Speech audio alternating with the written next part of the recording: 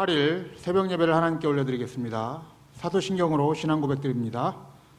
전능하사 천지를 만드신 하나님 아버지를 내가 믿사오며 그 외아들 우리 주 예수 그리스도를 믿사오니 이는 성령으로 잉태하사 동정녀 마리아에게 나시고 본디오 빌라도에게 고난을 받으사 십자가에 못 박혀 죽으시고 장사한 지 사흘 만에 죽은 자 가운데서 다시 살아나시며 하늘에 오르사 전능하신 하나님 우편에 앉아 계시다가 저리로서 산자와 죽은 자를 심판하러 오시리라.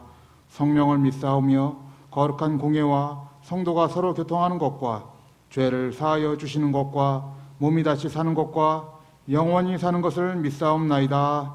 아멘. 찬송가 88장 찬양하겠습니다.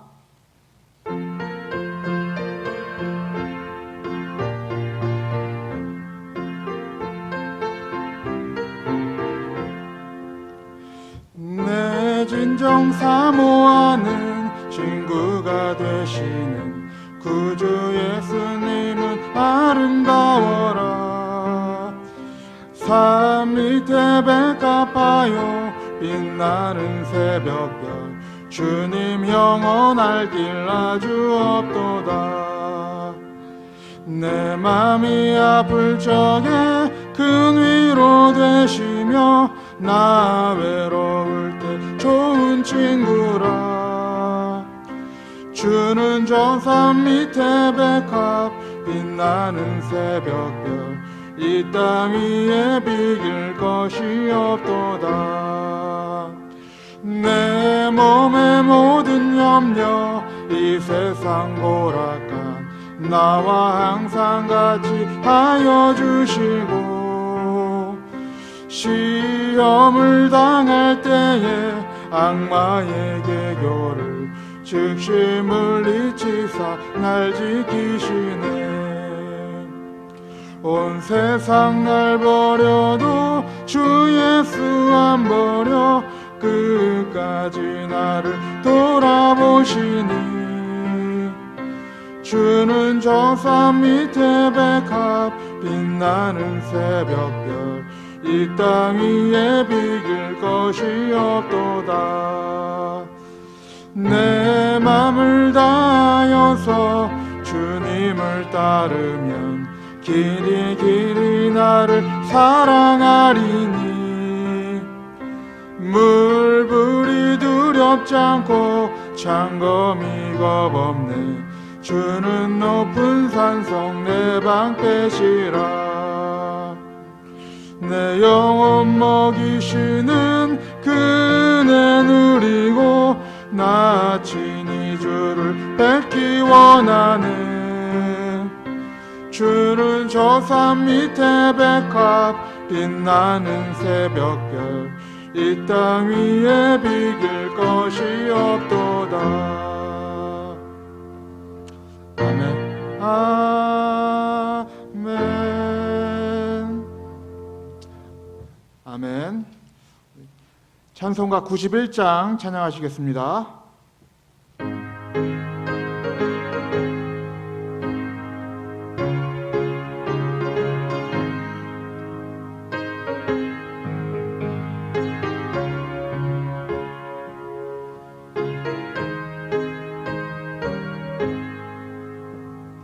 슬픈 마음 있는 사람 예수 이름 믿으면 영원토록 변함없는 기쁜 마음 얻으리. 예수의 이름은 세상의 소망이요. 예수의 이름은 천국의 기쁨일세. 거룩하신 주의 이름 너의 방패 삼아라.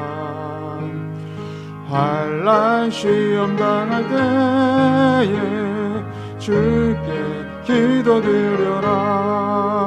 예수의 이름은 세상의 소망이요. 예수의 이름은 천국의 기쁨일세. 존귀하신 주의 이름 우리 기쁨 되도다. 주의 품에 안길 때에 기뻐 찬송 부르리. 예수의 이름은 세상의 소망이요. 예수의 이름은 천국의 기쁨일세. 우리 갈길 다간 후에 보좌 앞에 나가 왕의 왕께 경배하며 멸류관을 드리리. 예수의 이름은 세상의 소망이요. 예수의 이름은 천국의 기쁨일세. 아멘. 하나님의 말씀은 마가복음 2장입니다. 제가 봉독하겠습니다.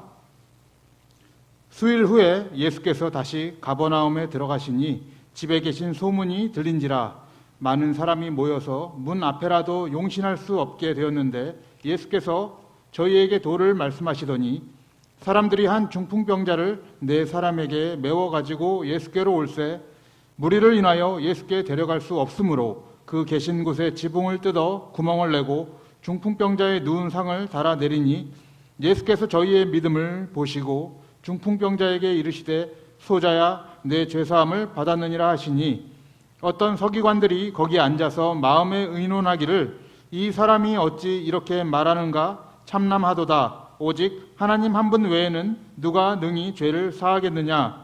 저희가 속으로 이렇게 의논하는 줄을 예수께서 곧 중심에 아시고 이르시되 어찌하여 이것을 마음에 의논하느냐. 중풍병자에게 내 죄사함을 받았느니라 하는 말과 일어나 내 상을 가지고 걸어가라 하는 말이 어느 것이 쉽겠느냐.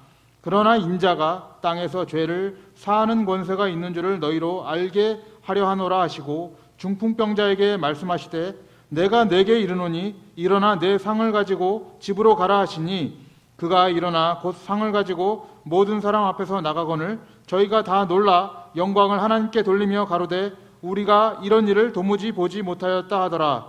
예수께서 다시 바닷가에 나가심에 무리가 다 나와왔거늘 예수께서 저희를 가르치시니라. 또 지나가시다가 알페오의 아들 레위가 세관에 앉아 있는 것을 보시고 저에게 이르시되 나를 쫓으라 하시니 일어나 쫓으니라. 그의 집에 앉아 잡수실 때에 많은 세리와 죄인들이 예수와 그 제자들과 함께 앉았으니 이는 저희가 많이 있어서 예수를 쫓음이로라.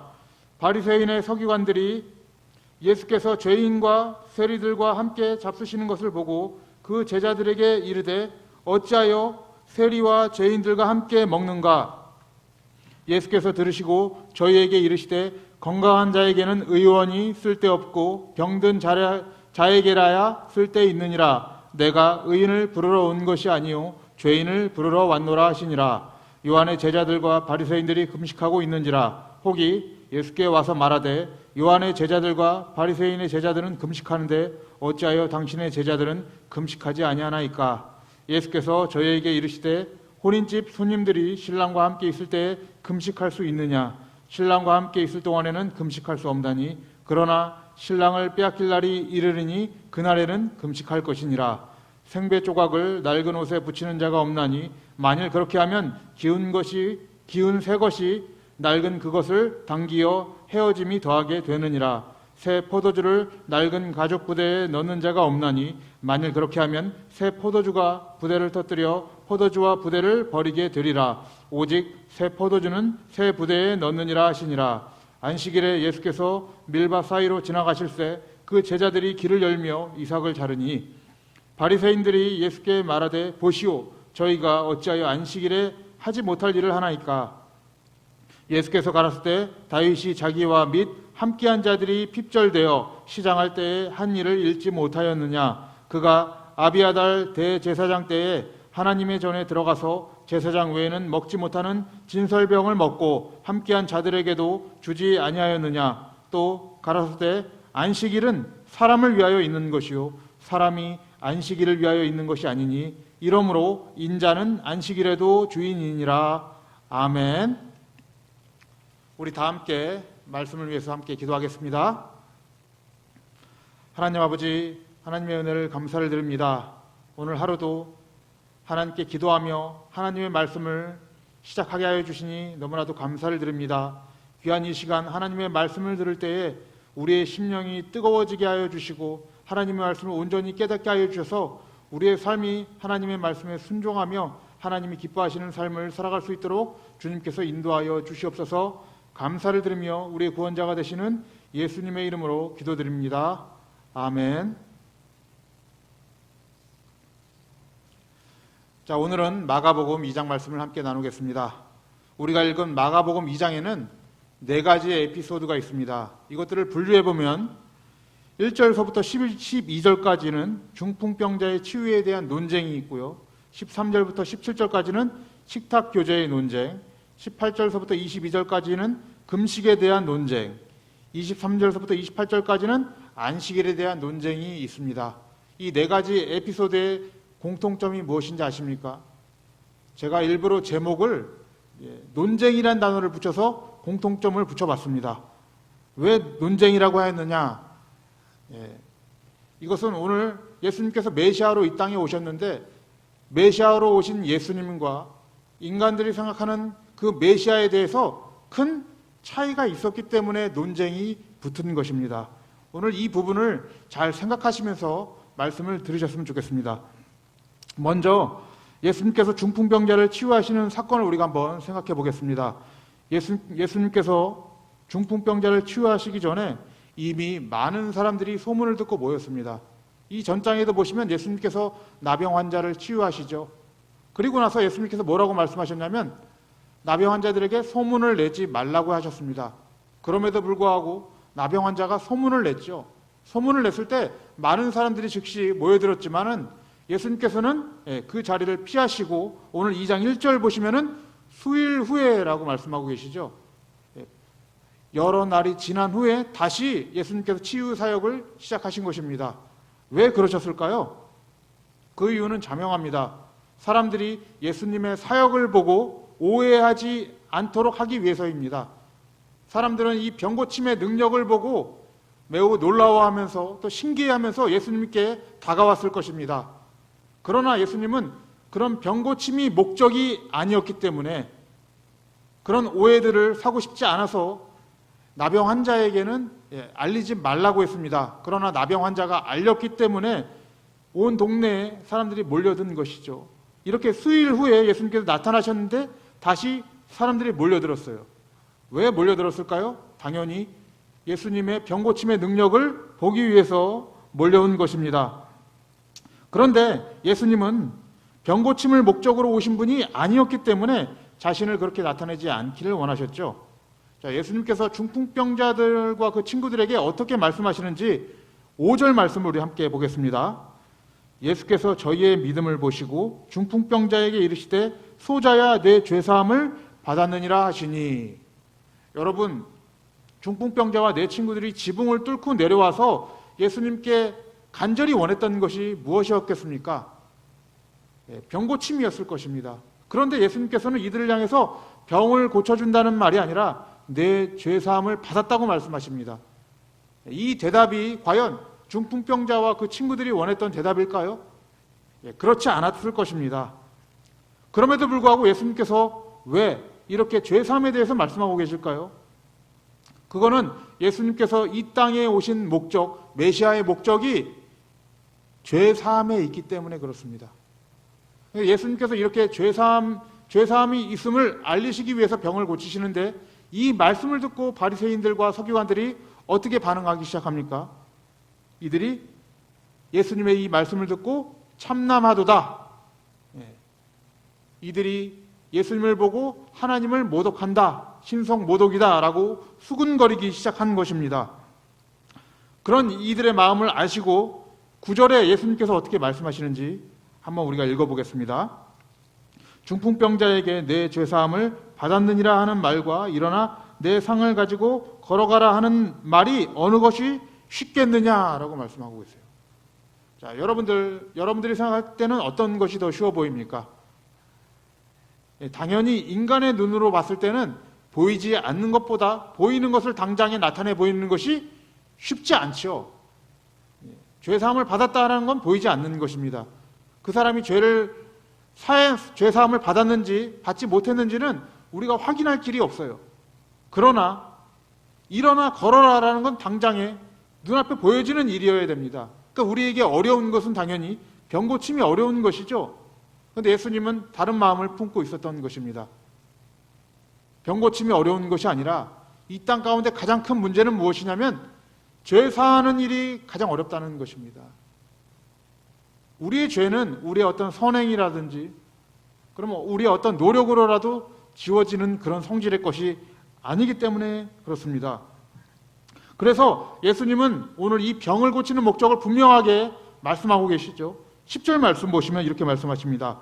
그러나 인자가 땅에서 죄를 사하는 권세가 있는 줄을 너희로 알게 하노라 하시고 중풍병자에게 말씀하시되 내가 내게 이르노니 일어나 내 상을 가지고 집으로 가라 라고 말씀하시죠. 여기 분명한 목적이 있습니다. 인자가 땅에서 죄를 사하는 권세가 있는 줄 알게 하려고 지금 병고침의 은사를 행하신다는 것이에요. 병고침의 능력을 행하신다는 것입니다.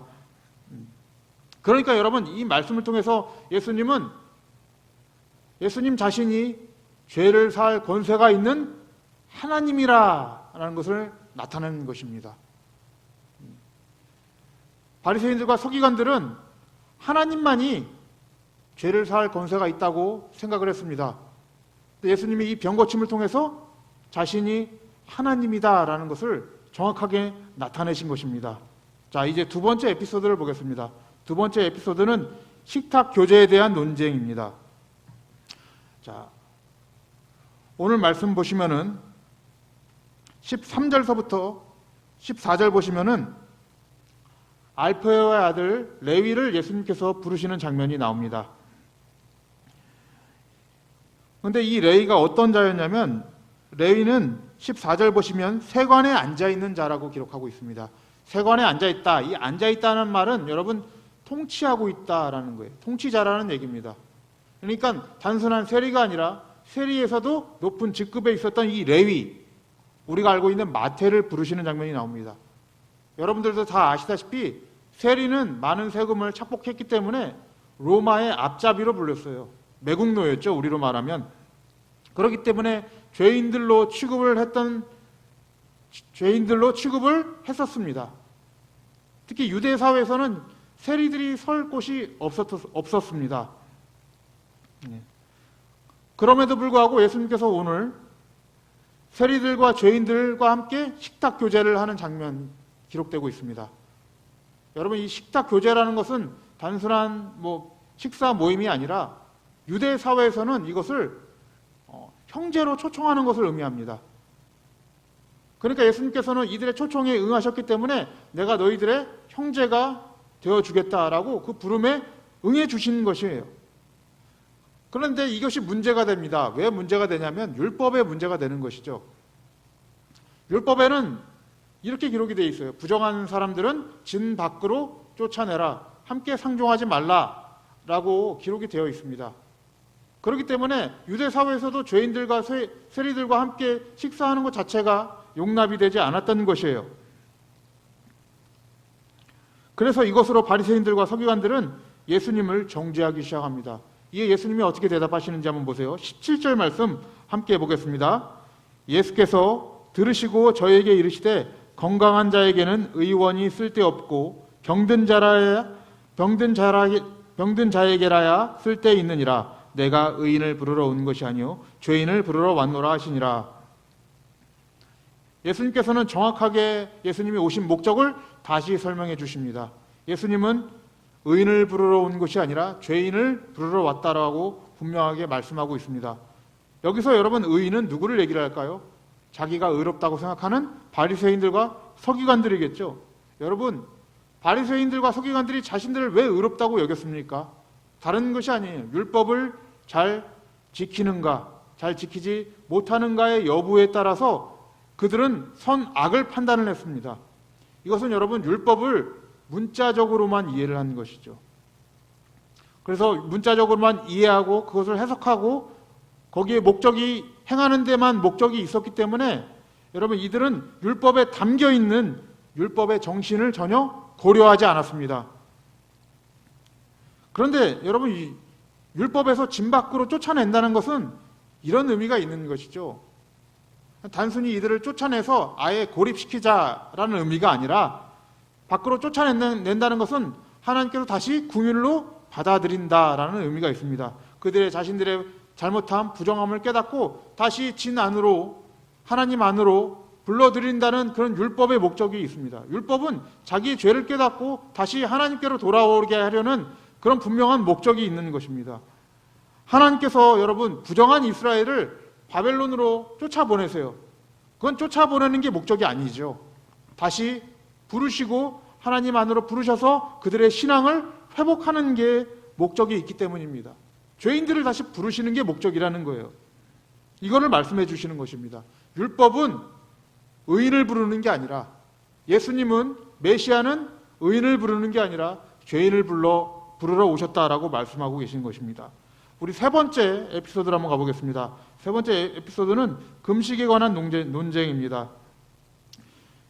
여러분 이 금식이라는 것은 원래 율법에서는 대속죄일, 구약으로 얘기하면 7월 10일 한 번 행해지는 것이었습니다. 근데 이런 것들이 임의로 늘려지게 되었죠.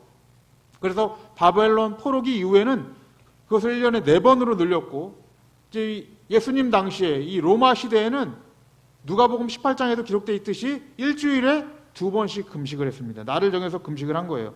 근데 이것들은 여러분 율법이 아니라 자신들이 정해놓은 전통에 불과한 것입니다.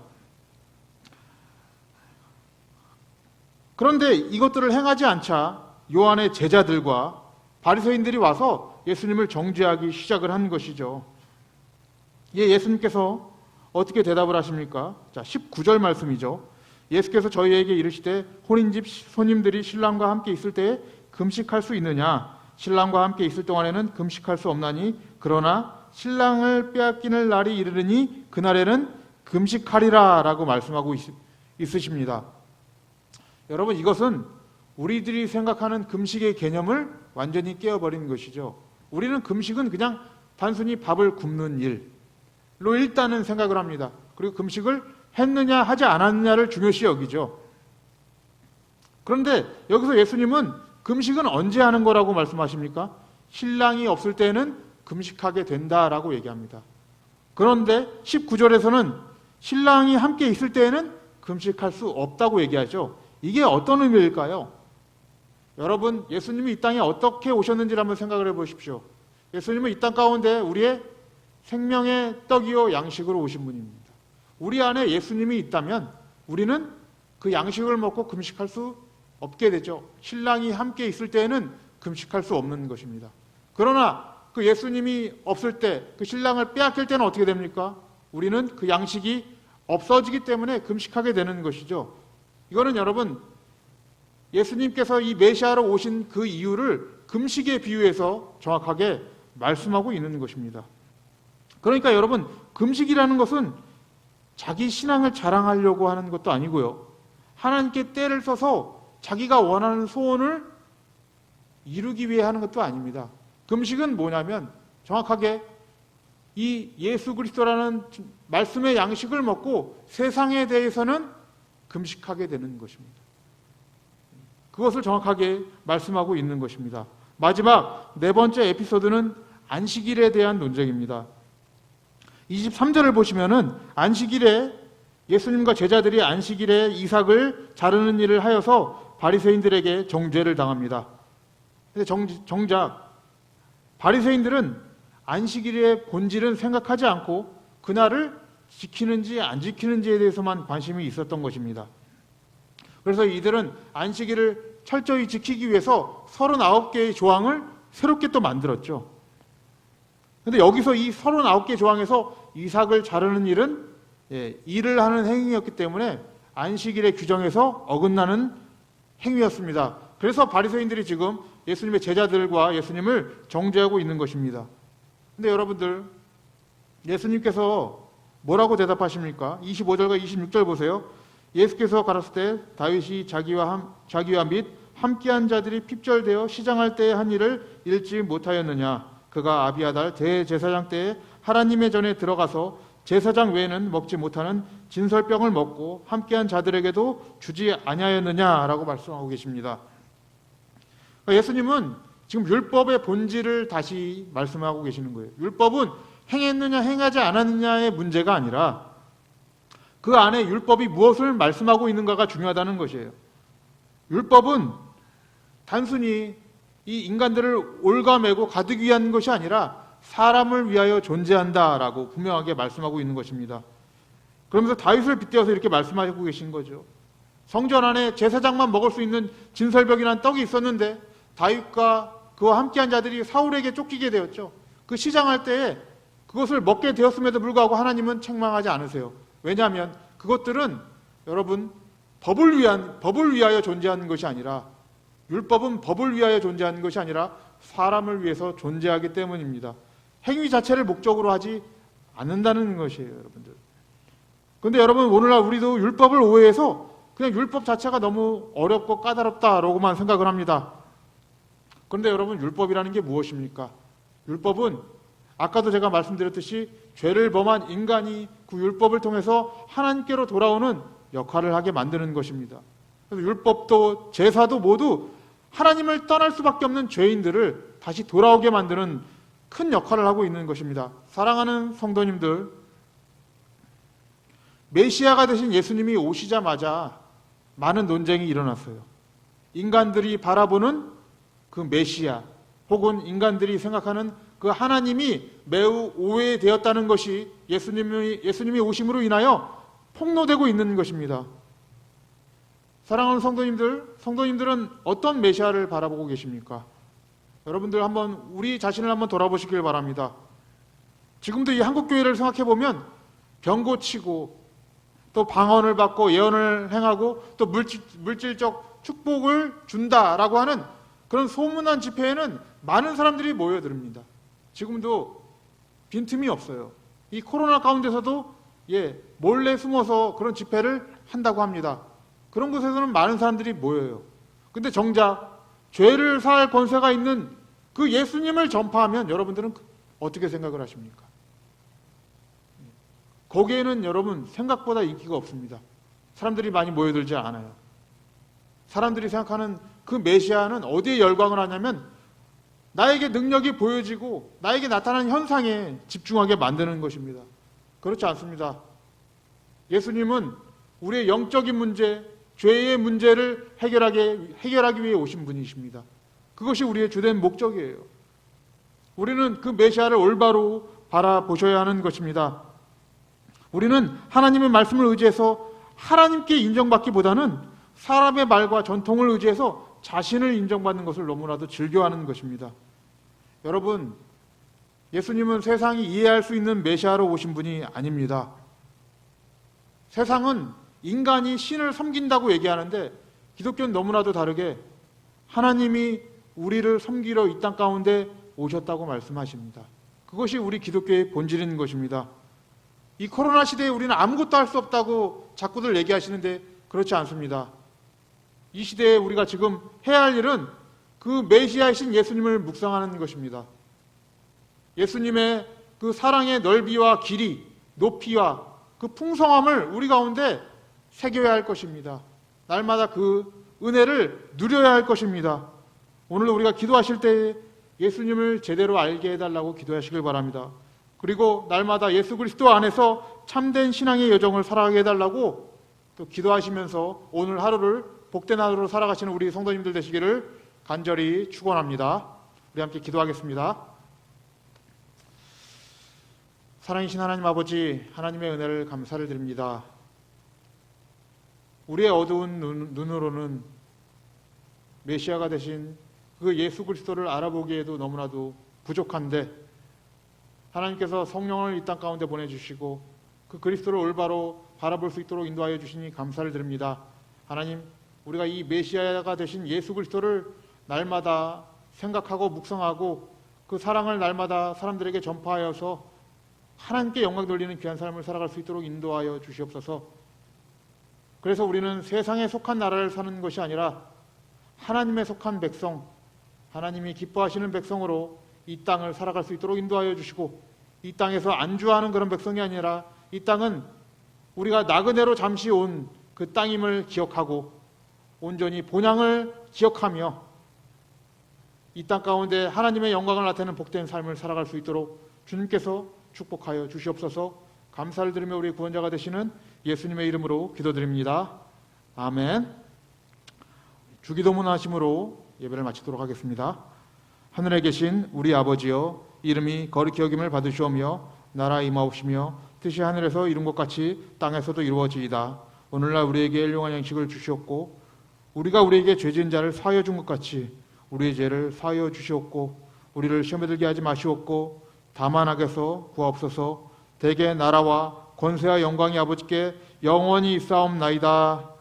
아멘.